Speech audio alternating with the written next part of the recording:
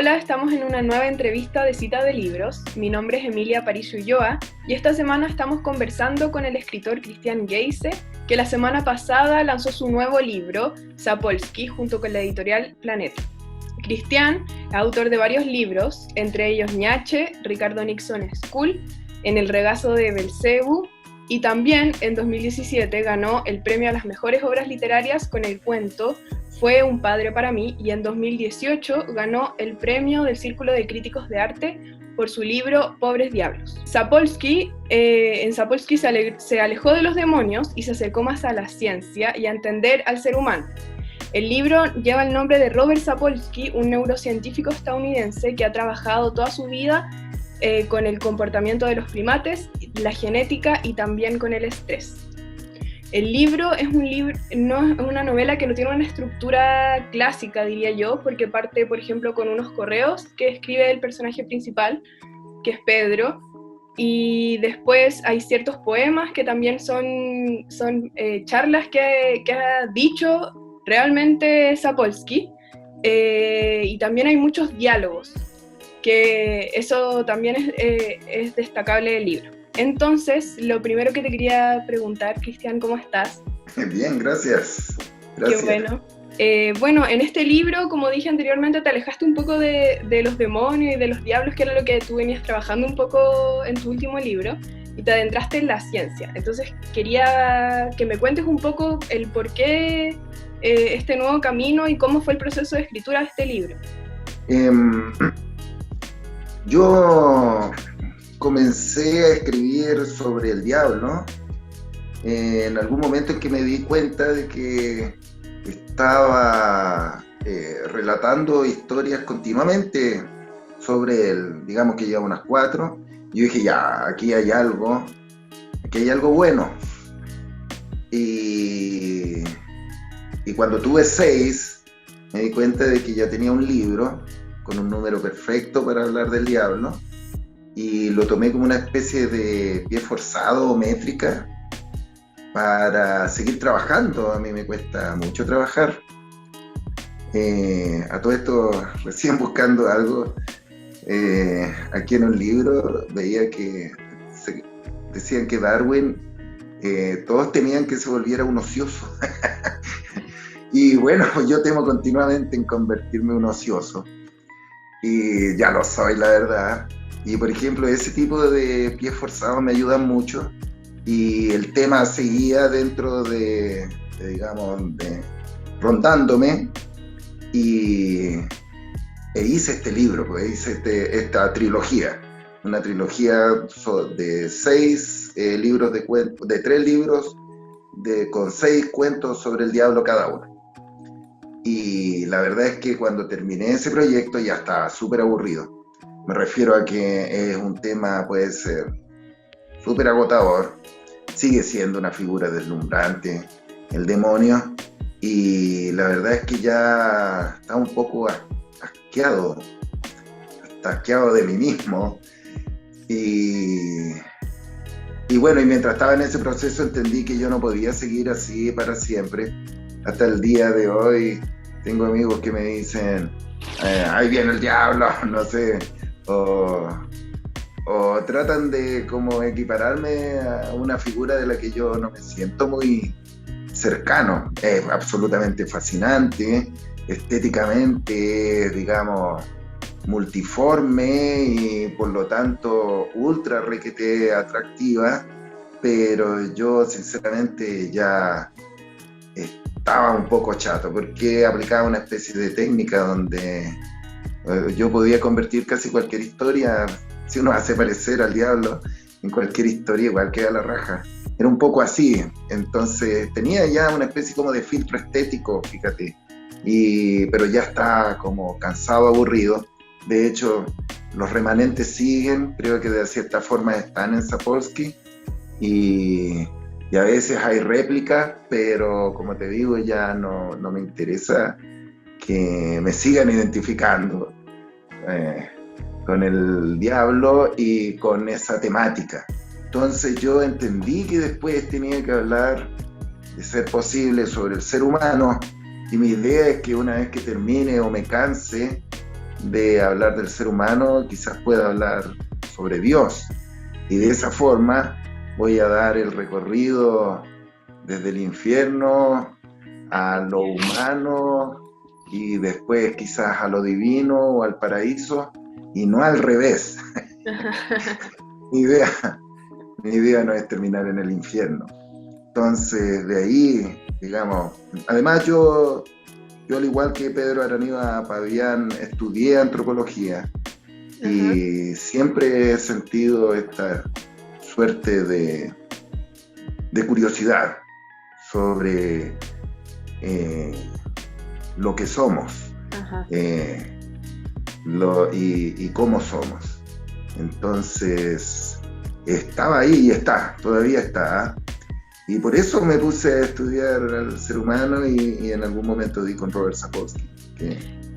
¿Y empezaste a leer y a interesarte en Robert Sapolsky antes de escribir el libro o fue después?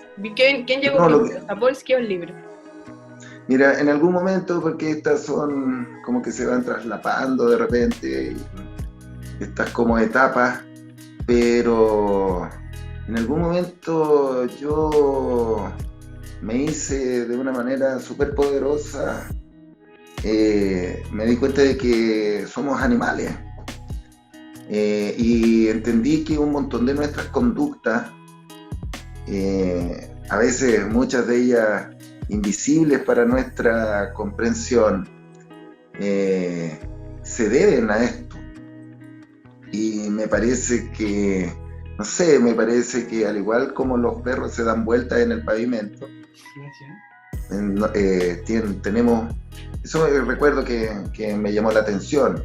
Empecé a entender que había un montón de nuestros comportamientos que quizás podían interpretarse desde ahí y me propuse, fíjate, dije yo, pucha, voy a profundizar más en esto.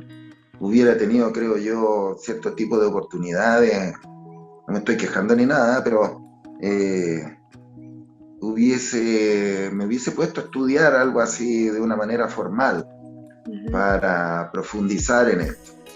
Pero estaba acá en Vicuña, pues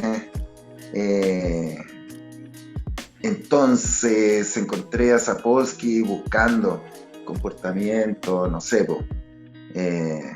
comportamiento animal, etología humana, etcétera. Y di con Sapolsky de repente con esas 23 bellísimas y muy recomendables clases que él tiene en YouTube. Parece que la sube la Universidad de Stanford, pero tuvieron la delicadeza, generosidad, no sé qué otras intenciones más, pero yo creo que son todas buenas. Y di con estas clases y quedé, digamos, muy asombrado porque él es muy buen profesor, explica muy bien, es gracioso, es divertido, sus clases son círculo casi perfecto, casi siempre, y son muy agradables de ver y muy reveladoras. Y ahí yo empecé, dije, pucha, voy a escribir a partir de esto. Voy a escribir a partir de esto y así lo descubrí. Y de hecho esos poemas era una manera de estudiarlo. Al principio empecé así, después me di cuenta que el que los tenía que hacer no era yo, era el protagonista de un relato. Y los poemas los hace Pedro Araníba Pavián. Y ese libro está listo. O sea, digamos, el libro después del proceso de edición se acortó un poco, creo que afortunadamente. Pero yo tengo un libro, o sea, Pedro Araníba Pavián tiene un libro completito de poemas. Él escribió los poemas. Ah, y ese es otro libro, no los poemas que están incluidos en el libro. Hay algunos, la mayoría de esos poemas están en este otro libro, que se llama Thus Spoke Robert Sapolsky, y que yo creo que una vez que sea pertinente lo voy a liberar así. tengo como ganas de subirlo a letras S5 Ajá. o algo así, pero primero quiero ver qué pasa con este libro. Pero esos poemas, por ejemplo, están. De esa manera estudiaba yo, o trataba de que fuese más agradable para mí estudiar. Entonces, ¿y este interés por Sapolsky nació hace poco o es algo que viene hace años ya? Yo pienso que esto tiene años ya.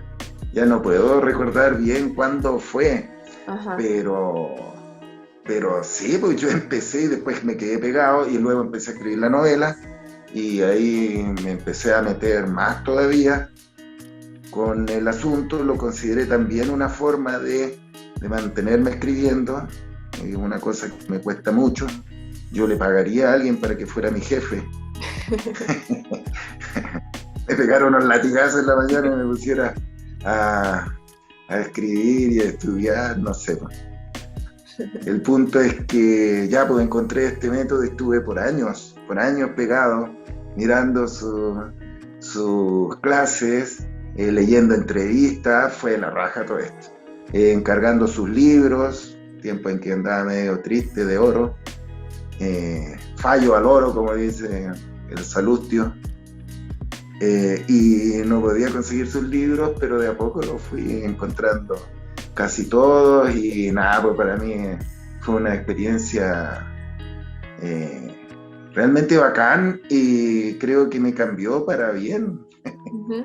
Sí, soy mejor persona después de haber conocido a Robert Sapolsky. Qué lindo que fue. El libro parte con unos correos que escribe el personaje principal, que están en inglés y después hay unos diálogos, entonces en un principio es un poco confuso, pero mientras uno va avanzando con la lectura se va dando cuenta que todo tiene sentido y que al final el libro está súper bien pensado. Como que ¡Qué bueno! ¡Qué bueno que me digas eso! Y después uno dice, no, el escritor sabía lo que estaba haciendo, como se nota que esto tiene una razón de ser, y en parte creo que eso hace que distinga el libro. Y también algo que distingue mucho es que hablas de ciencia, pero mezclándolo con la literatura. Entonces quería preguntarte, ¿cómo crees tú que se cruzan estas dos oficios, podrían ser también? Sí. Porque la ciencia puede ser súper cuadrada y de resultados y de números y tomar muestras, y la literatura puede que no. Entonces, ¿cómo llegas tú a un punto de cruce entre estas dos cosas? Pucha, esa es la pregunta. Por lo menos es una que yo me tengo planteado hace mucho tiempo y de una manera lamentablemente no tan rigurosa y formal como debiera.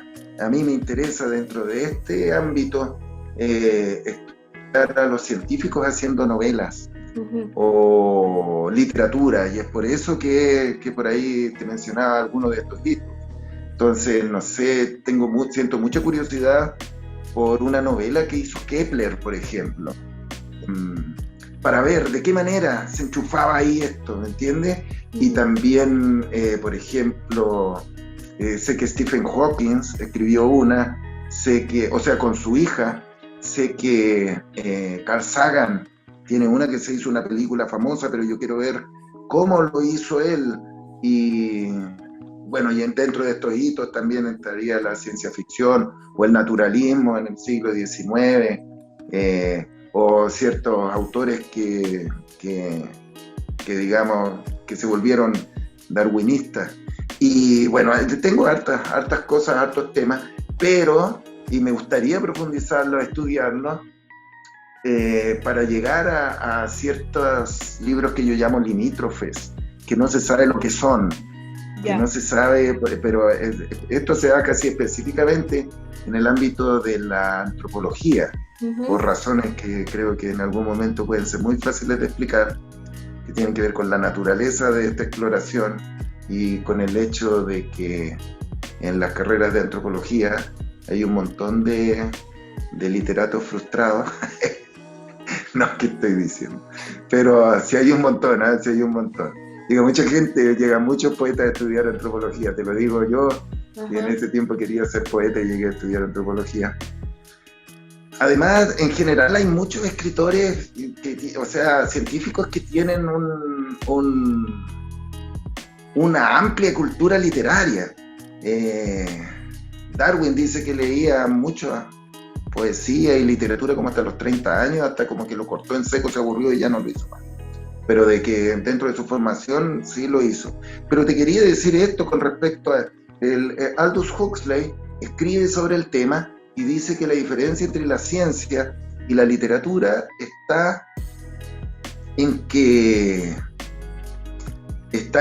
la literatura se dedica al mundo privado de las personas y la forma como a veces se relaciona con lo público, mientras que la ciencia, entre comillas, con su objetividad, entra en esferas que son casi siempre mucho más públicas, que están al servicio de un conocimiento diferente, o sea, pero que se va a abrir en ese tipo de esferas. Y mira, y aquí está este gallo que es seco, de verdad, se llama Stephen Jay Gould, con este libro precioso, se llama La montaña de almejas de Leonardo, que él tiene esto, mira, por ejemplo, él se pregunta por qué recuerdan a determinados pintores que tenían, no sé, podían ser criticables en cuanto a las cosas que estaban retratando en términos de su exactitud o de sus temas, y él se hace esta pregunta: ¿por qué prestamos una atención primaria a la individualidad del artista al tiempo que constantemente destacamos la lógica incorpórea de la ciencia? Y más adelante se responde: no niego que el carácter acumulativo del cambio científico establece la principal diferencia entre el arte y la ciencia. Entonces, pienso que por ahí va la cosa. Además, se dice lo siguiente, claro, por supuesto son conocimientos diferentes, de una naturaleza diferente, con métodos muy diferentes,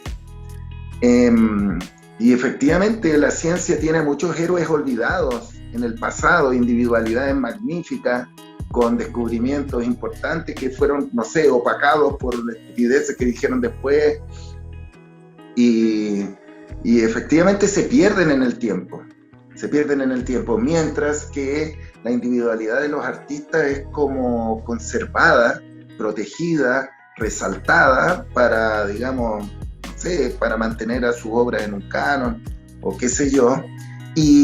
Pero además yo me daba cuenta de lo siguiente, estudiando a un científico muy heterodoxo, que me interesa mucho, pero seguramente la gente más del materialismo, del mecanicismo científico se debe burlar de él. De hecho, yo sé que lo hacen.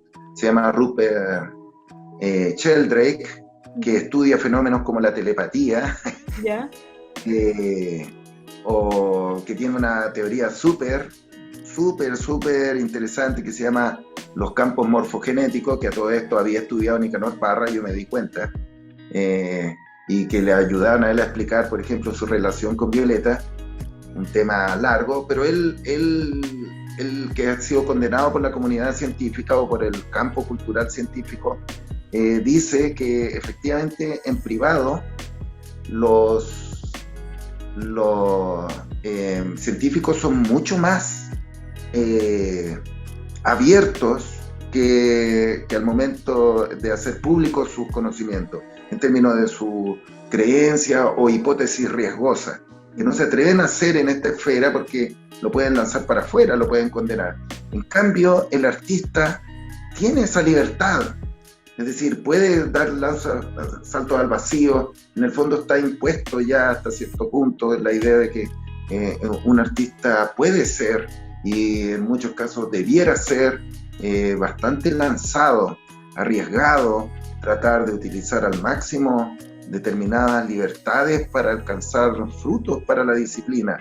Y no sé, yo veo que en esa mezcla hay algo muy bello, dentro de lo cual las dos disciplinas tienen algo que aprender de la otra. En ese sentido, en tu libro se ve eso, porque está este personaje principal que se obsesiona con este científico, entonces quiere ser como él, siente que es su doble, Entonces está esta parte como bien humana de la obsesión y de como tratar de buscarle de la explicación a todo. También está el tema de la relación con su pareja, y todo lo hace a través de la ciencia. Entonces un poco como esta como locura de encontrar una explicación a través de la ciencia. Y mira, yo ahí tengo escrito una especie de mantra, yo seguro no se puede ver, pero es lo que dijo un genetista muy respetado que se llama John B.S. Haldane, no sé si se pronunciará así, pero dice: el universo no solo es más extraño de lo que imaginamos, sino que es más extraño de lo que podemos imaginar.